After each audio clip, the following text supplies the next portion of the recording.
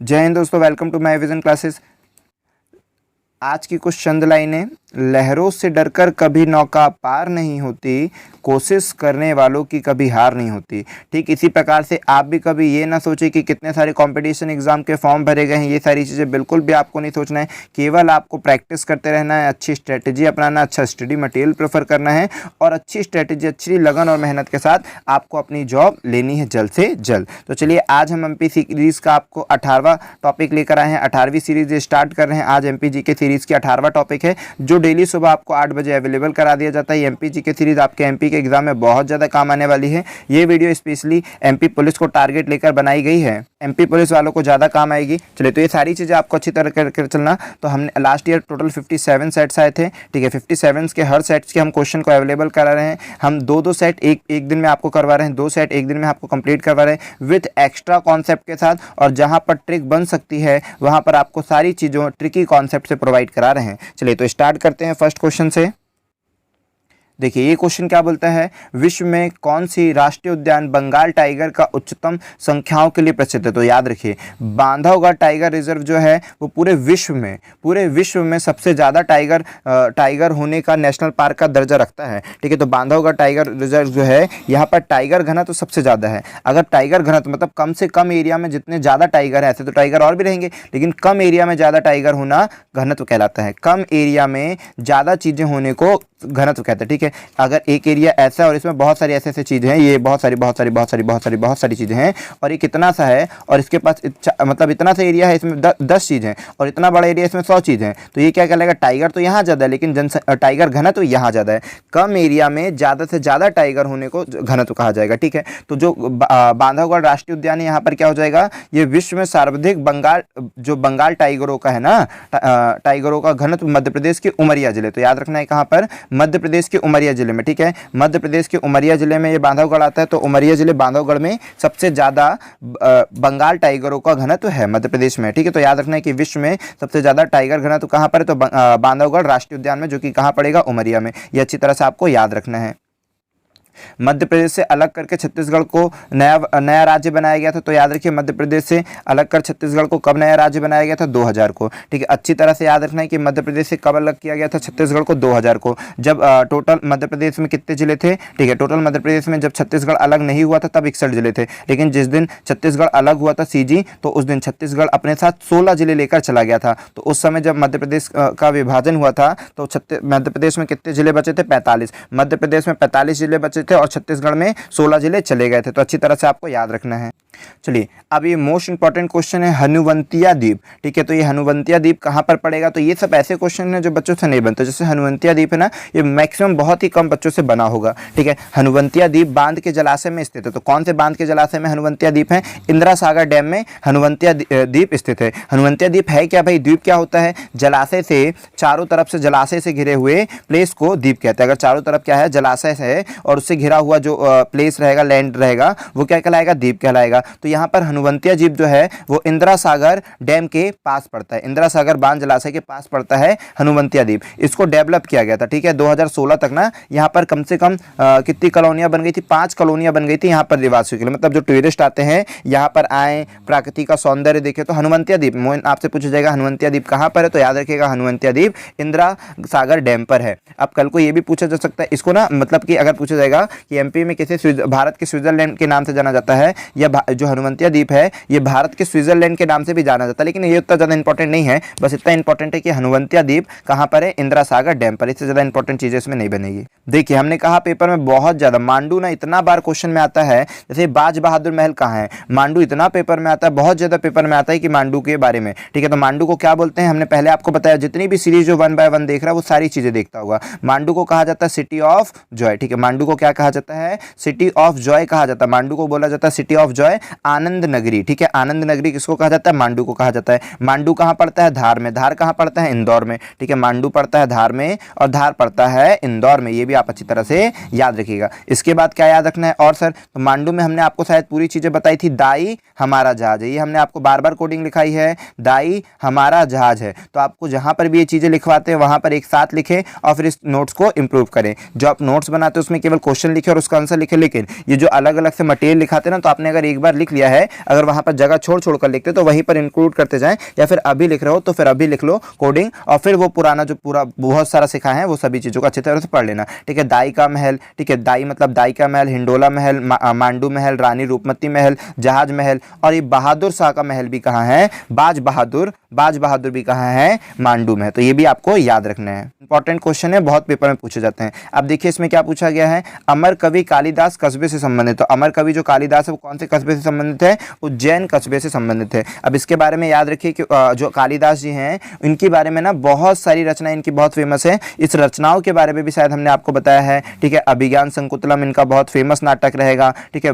मल्लिकार्जुन, ये सारी चीजें इनकी रचना है जो आपसे पूछी जाएगी, कालिदास की रचना। तो ये कोडिंग हमने आपको करवा दिए हैं, ठीक है। फिर भी एक बार रिकॉल करवा दे रहे हैं कुछ कोडिंग, बाकी याद रखना है, ठीक है। जो कालिदास हैं ये भारत के शेक्सपियर कहे जाते हैं, ठीक है। भारत के क्या कहला जाते हैं, शेक्सपियर, ठीक है। तो आपसे पूछा जाएगा कि कालिदास को किस नाम से पुकारा जाता है, तो भारत के शेक्सपियर के नाम से पुकारा जाता है, ठीक है। शेक्सपियर, ठीक है, शेक्सपियर, तो भारत के शेक्सपियर के नाम से पुकारा जाता है, ये आपको अच्छी तरह से याद रखना है, ठीक है। शेक्सपियर के नाम से पुकारा जाता है। इसके बाद क्या रहेगा, इनकी कुछ रचनाएं हम आपको रिकॉल करवा दें, आपको हालांकि पहले से बताए भी होंगे लेकिन आपको याद रखना है। और ये याद रखना है कि ये पूछा जाएगा कि किसके दरबार के कवि थे, अगर ये पूछ लिया जाएगा कि कालिदास जी, क्योंकि ये सब क्वेश्चन जो इंपॉर्टेंट है बस वही हम आपको बता रहे हैं। कालिदास कहाँ से बिलोंग करते थे, उज्जैन से बिलोंग करते थे। अगर पूछा जाएगा ये किसके दरबार के रत्न थे या किसके दरबार में थे, तो चंद्रगुप्त दुत्त, ठीक है, चंद्रगुप्त दुत्त के टाइम पीरियड के हमारे कालिदास जी हैं, ठीक है। तो इनके 9 रत्न, चंद्रगुप्त के भी 9 रत्न थे, जैसे अकबर के थे ना, वैसे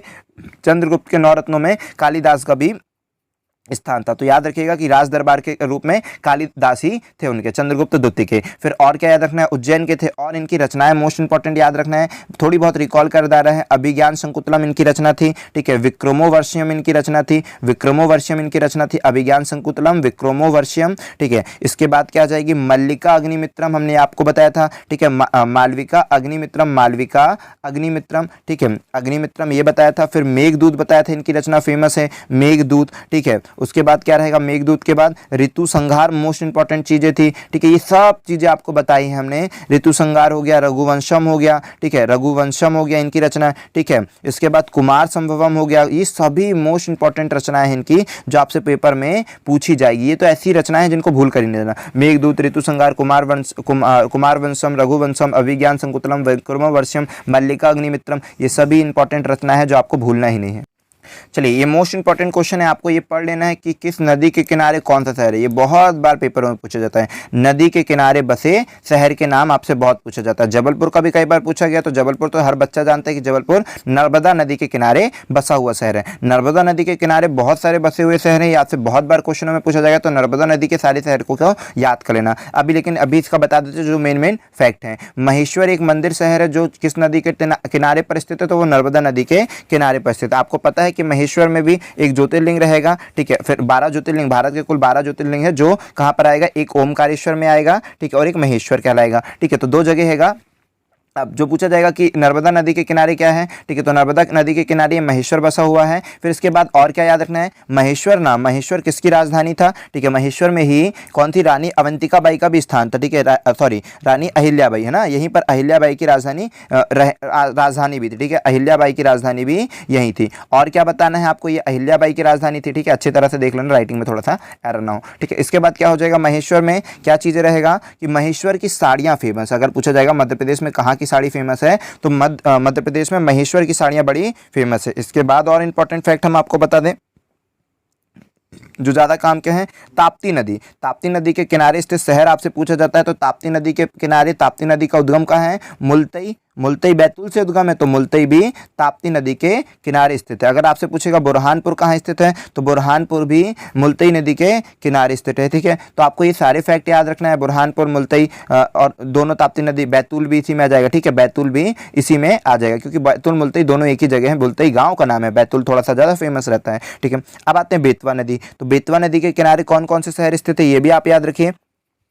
ठीक है। बेतवा नदी के किनारे जो है, इसके किनारे ओरछा स्थित है। ठीक है, आपसे पूछा जाएगा, ये सब मोस्ट इंपॉर्टेंट चीज बता रहे हैं आपको। ओरछा पूछा जाएगा, बेतवा नदी के किनारे स्थित है। गुना बेतवा नदी के किनारे स्थित है। विदिशा बेतवा नदी के किनारे स्थित है। ठीक है, तो आपको इतने फैक्ट याद ही रखना। और सांची, चूंकि विदिशा है तो सांची भी, तो सांची क्योंकि सांची का स्तूप है तो पूछा जा सकता है। ओरछा, गुना, विदिशा, सांची ये सभी बेतवा नदी के किनारे स्थित हैं। फिर लास्ट कौन बचता है? सोन नदी। ठीक है, तो सोन नदी के किनारे क्या रहेगा भाई?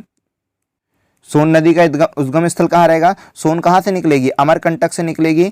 अमरकंटक से निकलेगी तो अमरकंटक का भी स्थान बोल सकते हो, लेकिन शायद ना, जहाँ तक हमें याद है सोन ऑप्शन में नहीं था, इसके स्थान पर था चंबल। अगर सोन पूछेगा तो बता देना अमरकंटक, लेकिन सोन के स्थान पर क्या था?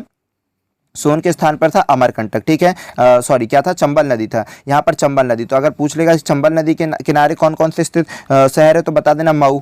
ठीक है, मऊ है, रतलाम है। ठीक है, रतलाम है, और क्या रहेगा? मुरैना है। मतलब जो भिंड वाले एरिया ना, जो चंबल संभाग के हैं, तो वो सभी मेनली चंबल नदी के किनारे स्थित है। ठीक है, भिंड सॉरी क्या क्या बोल दिए? मऊ बोल दिए, रतलाम बोल दिए, मुरैना बोल दिए, ये सारे जो रहेंगे चंबल सिटी के, चंबल नदी के किनारे स्थित है। तो जितना भी आपसे पूछा जाएगा बन जाना चाहिए, है ना। देखिए शायद ये ऑप्शन है, यहाँ पर टाइपिंग से मिस्टेक एरर कर दिए होंगे उन्होंने। ठीक है, निम्न में से कौन सा शहर झीलों का शहर कहलाता है? तो भोपाल को झीलों की नगरी कहा जाता है। ठीक है, भोपाल को झीलों की नगरी कहा जाता है। ये मोस्ट इंपॉर्टेंट क्वेश्चन है, इसको आप अच्छी तरह से याद रखिएगा। यहीं पर ना बड़ा तालाब और छोटा तालाब है। ठीक है, आपको ये याद रखना है कि यहीं पर बड़ा तालाब, छोटा तालाब भी फेमस है, लेकिन यहाँ का बड़ा तालाब ज्यादा फेमस है कि बड़ा तालाब। आप जाओगे ना कभी तो यहाँ पर जब बड़ा तालाब एक बार गए थे ना, मतलब कोई सा था वहां पर प्लेस जहां पर तालाब तो था बड़ा सा था, लेकिन वहां पर मतलब उस गार्डन में गए थे तो उस गार्डन में देखिए इतनी सारी मछलियां मरी पड़ी थी। उसका नाम हमें याद नहीं आ रहा, लेकिन एक बार भोपाल में कहीं गए थे तो उस गार्डन में देखिए इतनी सारी मछलियां पड़ी मिली थी। मतलब कुछ ना कुछ होगा वहां पर, या फिर हानिकारक जो वाटर होगा वो इस साइड होगा, तो इसलिए मछलियां मरी पड़ी थी। काफी जानवर हमने देखे थे मरे पड़ गए थे। ठीक है, तो वो सारी कुछ होगा वहां पर उस कारण से। लेकिन यहाँ पर देखिए झीलों की नगरी भोपाल को कहा जाता है, वो याद रखिएगा। ठीक है, और इधर पर बड़ा तालाब इसका फेमस है। ठीक है, और जो रहेगा ना,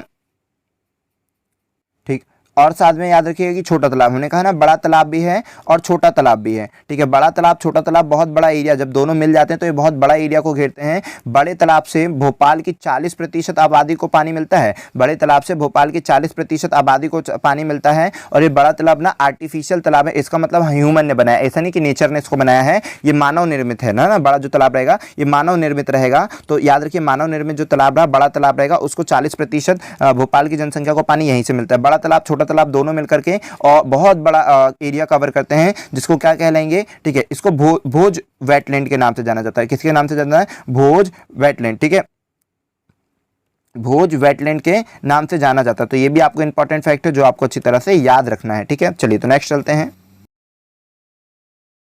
चलिए अब इस क्वेश्चन को देखते हैं। तो इस क्वेश्चन पर ध्यान दीजिए, श्री संगाजी थर्मल पावर परियोजना के लिए जल का स्रोत कहाँ पर है? तो देखिए श्री संत सिंगाजी थर्मल पावर परियोजना जो है वो इंदिरा सागर डैम पर चलाई जा रही है। और इंदिरा सागर डैम पर चलाने से ये थर्मल जो पावर है यहाँ से कम, ठीक है, मतलब जो टोटल बिजली कम से कम क्या बताएं, टोटल बिजली 2000 मेगावाट, 2000 मेगावाट बिजली प्रोड्यूस करें। तो आपको अच्छी तरह से याद रखना है कि 2000 मेगावाट बिजली किससे प्रोड्यूस की जा रही है। पूछा जाता है बिजली का भी मेजरमेंट पूछ लिया जाता है, कितनी बिजली प्रोड्यूस करते। तो 2000 मेगावाट संत सिंगाजी थर्मल पावर परियोजना से प्रोड्यूस कर रहे हैं, जो इंदिरा सागर डैम पर बनी हुई है।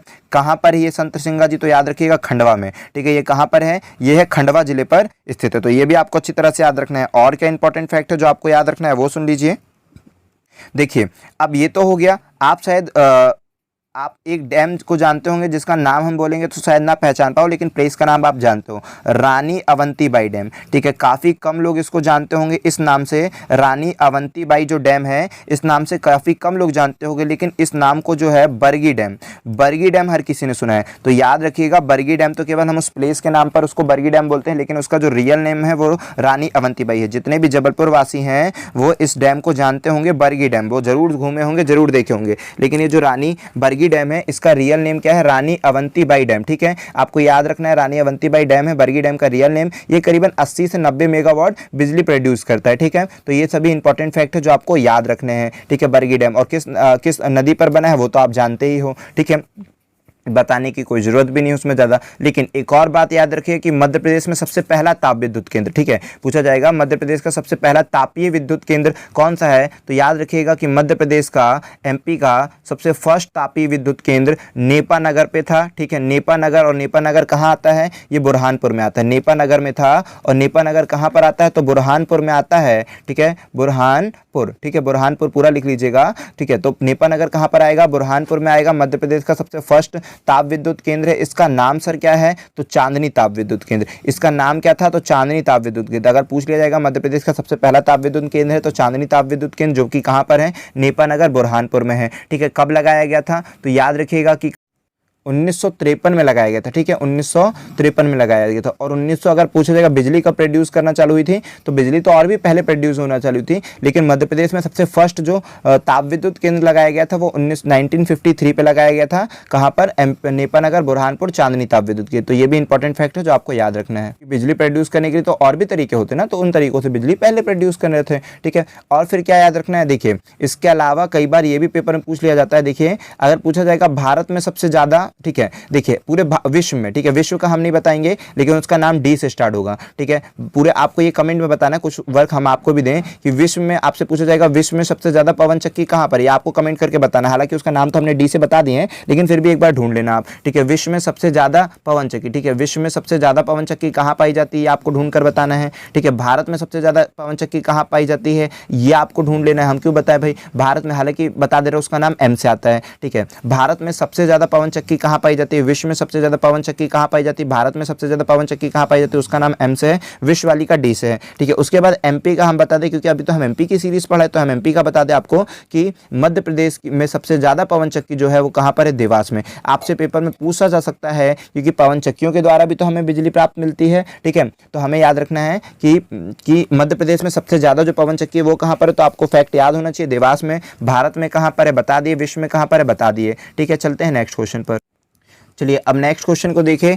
भारत में सबसे बड़ा मुक्त विश्वविद्यालय ओपन यूनिवर्सिटी है, तो क्या है, तो याद रखिए ये वाला आंसर नहीं, ठीक है। इसमें यहाँ पर एरर आंसर में पीडीएफ में भी अगर आपको ये अवेलेबल कराया जाएगा तो यही आंसर बताया जाएगा। आपको याद रखना है कि ये गलत आंसर है, ठीक है। भारत में पूछा गया, ठीक है। तो भारत में सबसे बड़ा मुक्त विश्वविद्यालय या ओपन यूनिवर्सिटी, ठीक है, जहाँ पर आप रेगुलर नहीं भी जाते हो, प्राइवेट भी पेपर दे सकते हो, तो वो क्या है, इंदिरा गांधी, जिसको हम इग्नू नहीं बोलते हैं, इग्नू जो बोलते हैं, इंदिरा गांधी राष्ट्रीय मुक्त विश्वविद्यालय, ये सबसे बड़ा ओपन यूनिवर्सिटी बोल सकते हैं। भारत की सबसे बड़ी विश्वविद्यालय ओपन यूनिवर्सिटी है, ठीक है। अगर कल को ये पूछा जाएगा इसकी स्थापना कब की गई थी, तो इसकी स्थापना जो है 1785 में, ठीक है। 1985 में इसकी स्थापना हुई थी, 1985 में। ये कौन सा स्टेट का है क्या, नहीं सर, ये सेंट्रल है, ठीक है, ये सेंट्रल के तौर पर ये आपको याद रखना है, ठीक है। और इसके बाद क्या क्या याद रखना है, इसमें मेन फैक्ट याद रखना है कि ये दुनिया तक का, ठीक है, जो इंदिरा गांधी विश्वविद्यालय है ओपन यूनिवर्सिटी, तो ये दुनिया का सबसे बड़ा विश्वविद्यालय की रैंक में नाम आता है इसका, ठीक है। फिर इसमें कितने देश हैं, तो 33 देश, मतलब ये सब इंपॉर्टेंट नहीं, बस ऐसे एक्स्ट्रा फैक्ट के बारे में बता रहे, ये सब इंपॉर्टेंट फैक्ट नहीं है, बस याद रखिए। भारत का सबसे बड़ा ओपन यूनिवर्सिटी जो है इंदिरा गांधी राष्ट्रीय विश्वविद्यालय इग्नू है, ठीक है। इसका मुख्यालय कहां पर है, नई दिल्ली। ये मेन इंपॉर्टेंट है कि मुख्यालय है नई दिल्ली, स्थापना हुई थी 1985 में। ये दोनों बात सबसे ज्यादा इंपॉर्टेंट है। इसके बाद कुछ कुछ बातें बस एक्स्ट्रा फैक्ट में आपको बता दे रहे हैं कि यहाँ पर क्या है, टोटल 33 देश, इंदिरा गांधी में टोटल 33 देश की कुल 33 देश से, ठीक है, भारत तो है ही है, भारत के साथ साथ अलग से भी 33 देशों से लगभग टोटल 40 से मतलब 40 लाख के आसपास विद्यार्थी पढ़ते हैं, ठीक है, 40 लाख के आसपास विद्यार्थी इसमें पढ़ते हैं। तो ये सब चीज़ें याद रखने का नहीं होता, बस ऐसे एक्स्ट्रा फैक्ट में बता दिए। इंपॉर्टेंट है, इंदिरा गांधी का हेड ऑफिस कहाँ पर है, इग्नू का, नई दिल्ली में, स्थापना 1985 में, सबसे बड़ी यूनिवर्सिटी। इसीलिए आपको जो जो चीज़ मेन बताते हैं ना उस पर हमको ज़्यादा फोकस करना और बाकी चीज़ों पर ज़्यादा फोकस नहीं करना। मतलब पढ़ने को तो ऐसे बहुत कुछ है, लेकिन हम वो पढ़े ना जो सबसे ज़्यादा काम की बातें हैं, बस वो पढ़ा जाए, ठीक है। तो याद रखते हैं। अब क्या पूछा गया है कि बड़ा महादेव और छोटा महादेव मंदिर कहाँ पर, मोस्ट इंपॉर्टेंट चीज़ है। बड़ा महादेव और छोटा महादेव, मतलब ये वो क्वेश्चन है जो नहीं बनते बच्चों से, ठीक है। तो बड़ा महादेव छोटा महादेव जो है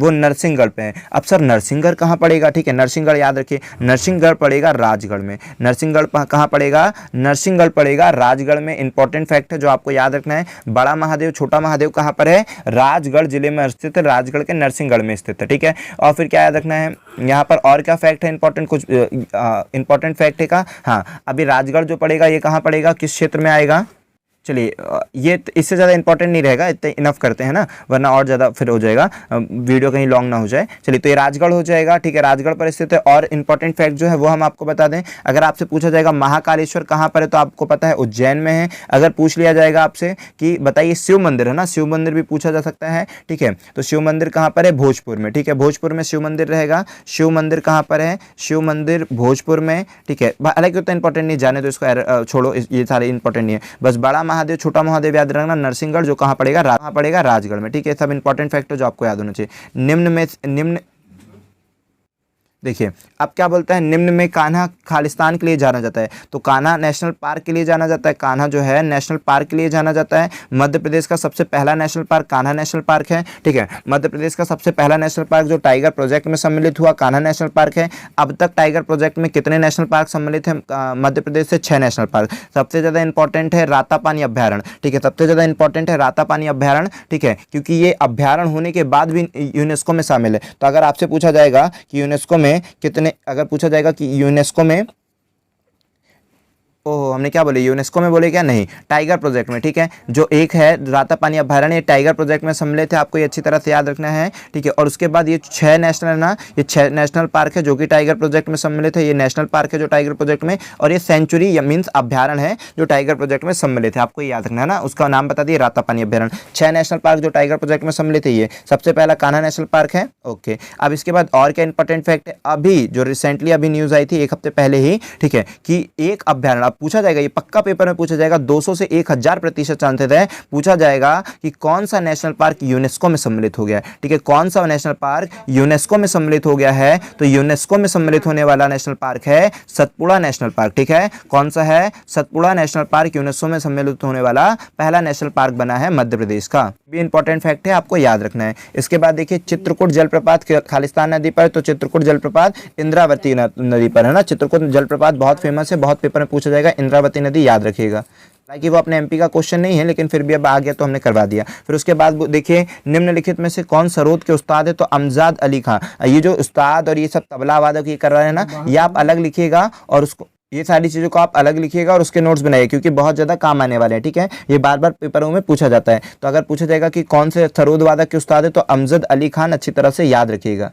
शायद आज की वीडियो थोड़ी सी लंबी हो गई है, तो कोई बात नहीं, हो गया आपको जितना नॉलेज देना था, क्योंकि कुछ ज़्यादा क्वेश्चंस होंगे इसीलिए थोड़ी सी लंबी इंक्रीज हो गई। तो आई होप कि आपको ये सारी चीज़ें क्लियर हुई होगी। अगर आप चैनल पर नए हैं तो चैनल को जरूर सब्सक्राइब करें, और आपको इसकी PDF चाहिए तो टेलीग्राम चैनल को जरूर ज्वाइन करें, जो आपको लिंक इस पर अवेलेबल करा दी जाती है। चलिए इसी तरह वीडियो को देखते रहिए, अपना MPG को स्ट्रॉन्ग करते चाहिए। चलिए मिलते हैं नेक्स्ट वीडियो पर, आप अपना काम याद रखिए, शेयर जरूर करिए अपने दोस्तों तक। चलिए जय हिंद।